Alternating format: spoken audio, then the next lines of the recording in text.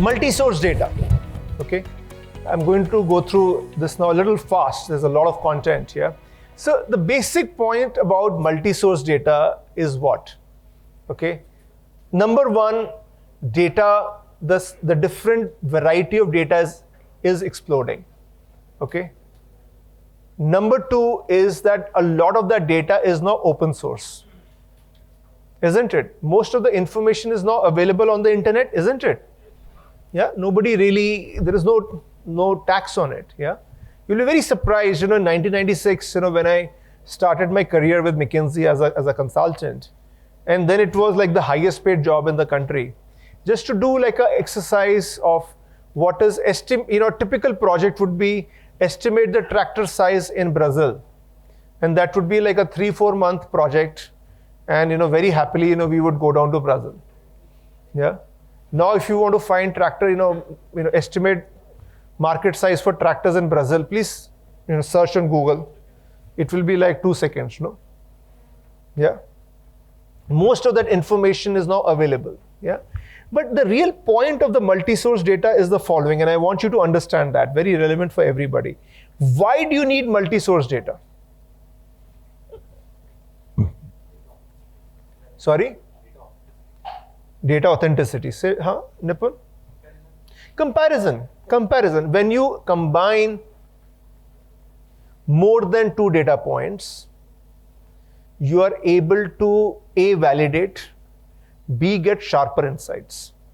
Yeah.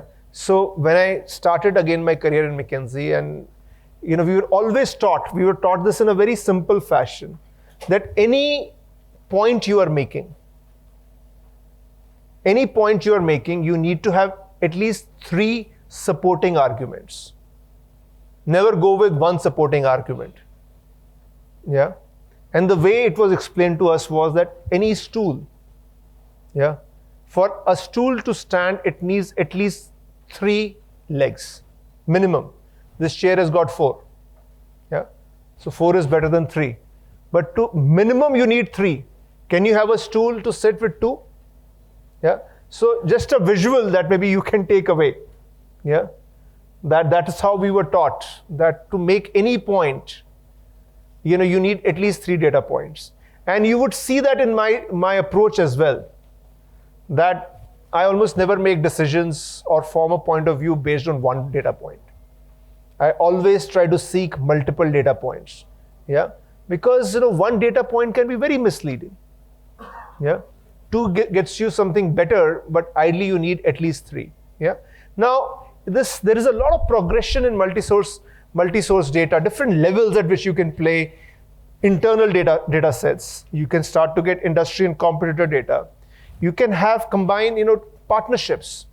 A lot of telcos, for example, and the banks are combining. Yeah, they are trying to combine their data.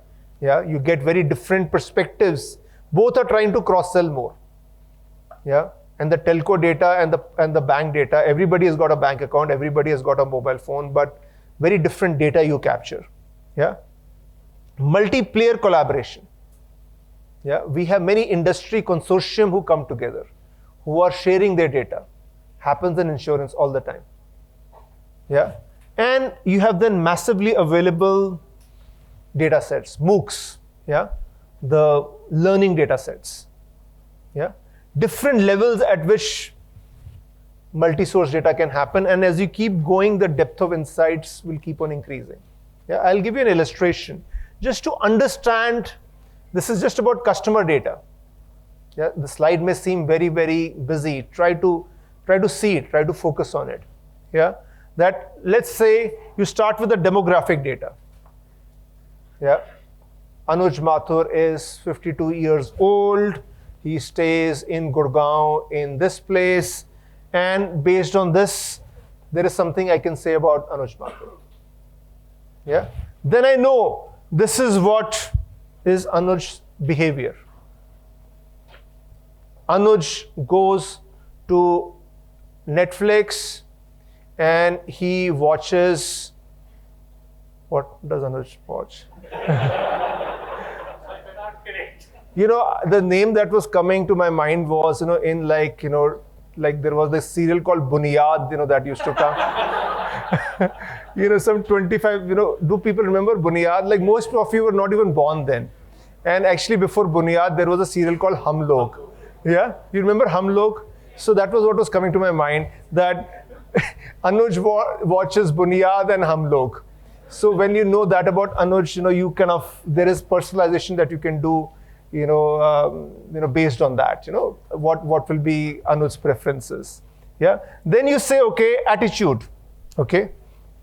What has Anuj expressed? Yeah, we also know that about Anuj. Yeah? He captures it somewhere. Yeah. Maybe there are some comments somewhere, yeah, that we have captured. So which tells us further. Yeah. Then there is channel partner data. Yeah. That we know that he is watching this on Netflix, but he has gone and he has purchased a Rolex watch. Anuj, yes? Aspirational at least. You see the point? You see where I'm going, yeah? That this is what other places Anuj has done this. Yeah, it's from other places. Yeah, that starts to tell me something more. Then I look at social media. That on Twitter, Anuj follows Dhruv Rathi. Now suddenly I have a very, very different, now I was forming this view about Anuj. Now I suddenly get a completely different perspective. You see what I'm trying to say? Yeah. This is a very practical example I'm taking, no? But at each stage, there is, in terms of understanding the customer, there are different types of data you can bring in. Yeah. Some of them are internal. Many of them here are, from here, these are all internal. And then it starts to become external, isn't it? Yeah. Whenever I layer in some different type of data, I can get new, deeper perspectives on Anuj. If I stopped at that Anuj watches Bunyad and Hum Log, I may have not built a full understanding of Anuj, isn't it? Yeah. Do you like Bunyad and Hum? You used to like that? Okay, you see the point. Now, the way to do data integration, this is a very big part, very, very big thing. Historically, this was a big thing. This was about physical integration of data. Yeah, we are moving well past that point to more. The modern data integration is all about more logical integration of data. Okay, it's not necessary in today's world to bring data together. Okay, because the data is so wildly different. Because social media data is very different from transaction data, is very different from financial data. So trying to combine all of them is just a hopeless task.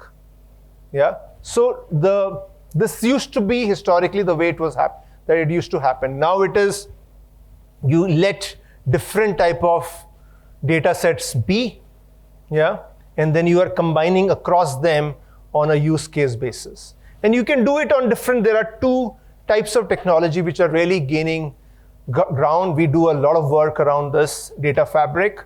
So data fabric is a virtual layer, across different data sources. For example, in PNC, we as Inseedo have built the data fabric. Yeah, there is also a data mesh, which is a slightly different context, which is about data should be owned by who's closest to that domain. Yeah, data should be owned by those who are closest to that domain.